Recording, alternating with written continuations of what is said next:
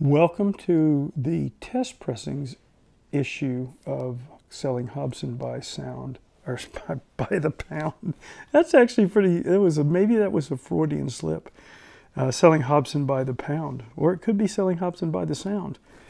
Either way, we're deep into these King record company from Japan reissues of many titles from the Decca record catalog, which we know to be beautiful, beautiful recordings, mainly with that Decca tree that really captured the sound of the hall and the orchestra in these wonderful halls like Kingsway, Walthamstow, and so forth, mostly in London, but other places as well. Anyway, that's the recordings are fantastic, and King had their own mastering system, cutting system, and then they pressed it JVC. So this first Berlioz Symphony Fantastique with Stokowski and the New Philharmonia Orchestra is on a Phase 4 recording, so London Phase 4, which really means Decca. And I think, if I'm not mistaken, on the Music 24, there was a 180 gram version of this. Anyway, there you go, sealed copy. Now we move into the King, what's called the Super Analog series, and those were 180 gram records pressed again at JVC in Japan. So the quality of the pressings is astonishing, to be honest with you. And you know, I think when I had classic records, we were always in search of the best sound. I remember the tagline was "Remember the sound," and you know, we were always trying different vinyl formulas and so forth, trying to get the best, most rich sound reproduction we possibly could, but at the same time, always trying to have pressings that were high quality in terms of low surface noise and so forth. And I have to tell you that it's a challenge. It really is. And so my hat's off to the King Record Company and JVC. JVC no longer exists as a pressing plant. That's another story. But anyway, this was during that time. And here we've got one of the King releases on the Super Analog series, Dvorak Ninth from the New World Cortez and the Vienna Philharmonic Orchestra, famous performance. Here is I believe this is Beethoven's Second Symphony with Montua. You get the little tag "Made in Japan" up here. Sealed copy. Here we've got William Bachhaus. This is Beethoven Concerto No. 2, solo piano. Actually, sorry, not solo piano, with the Philharmonic Orchestra. Sealed copy. You've got Onsame and the Swiss Romand, which was his orchestra, doing Russian Delights. You've got Mussorgsky, Night on Bald Mountain. You've got some pieces by Glinka and others. So beautiful. That was really music that Onsame understood. Another Onsame famous performance of Rimsky-Korsakov's Scheherazade, Onsame conducting his orchestra, the Swiss Romand, sealed. All of these, I believe, are sealed. Beethoven Piano Concerto No. 3, Gulda, with Horst Stein conducting the Vienna Philharmonic.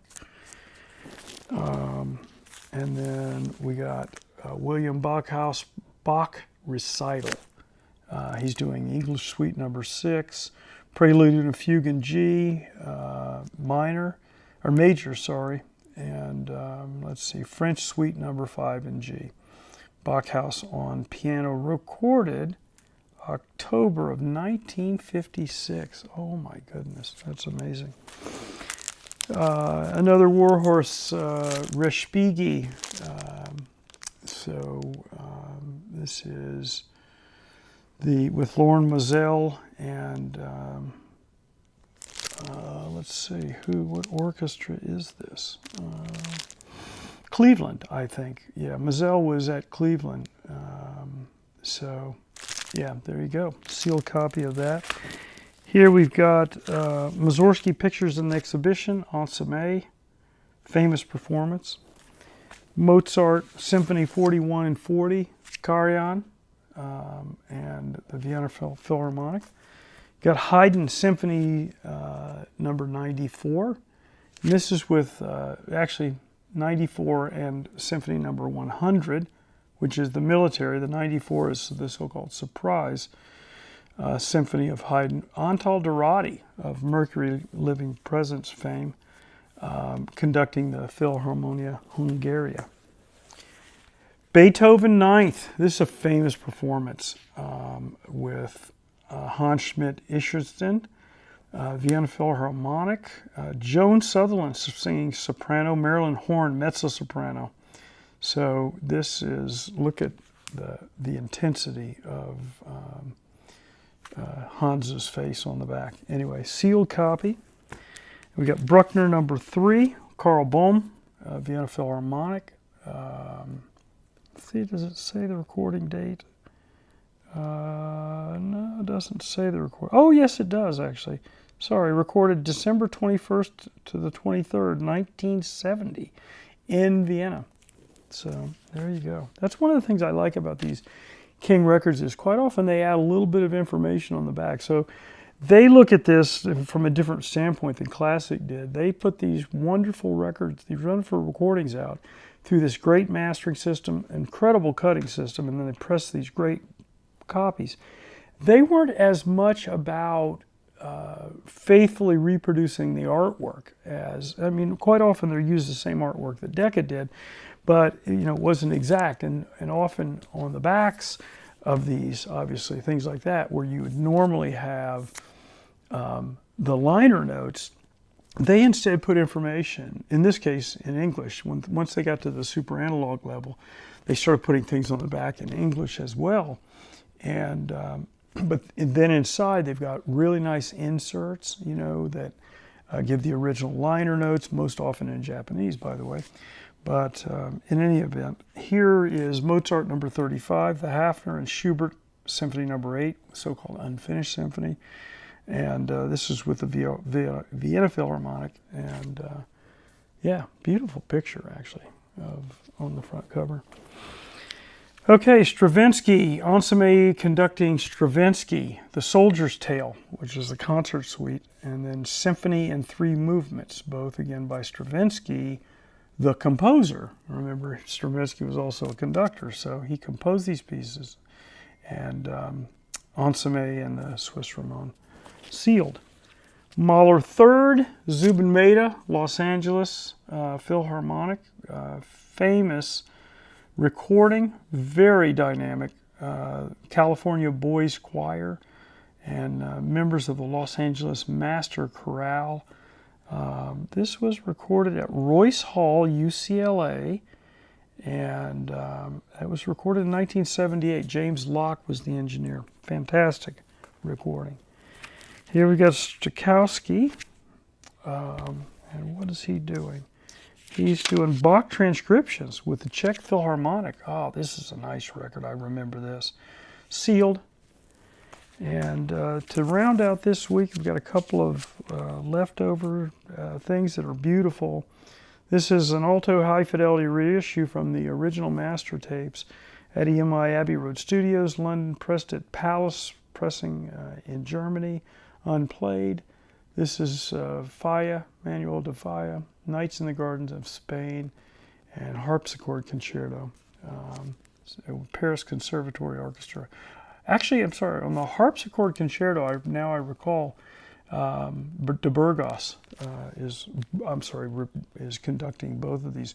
One with the Paris, and no, actually, you know what? I take that back.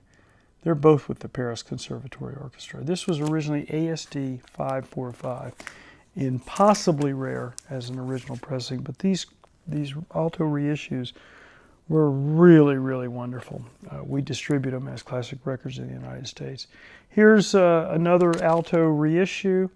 This is one that they did a pretty good job on the white and gold label and so forth. And this is Elgar and Vaughan Williams. Barbaroli conducts the English string music.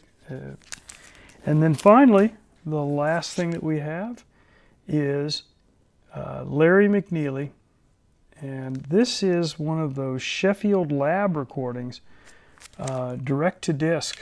Remember the Sheffield Lab recordings? I love these things. They were fantastic. I love that label.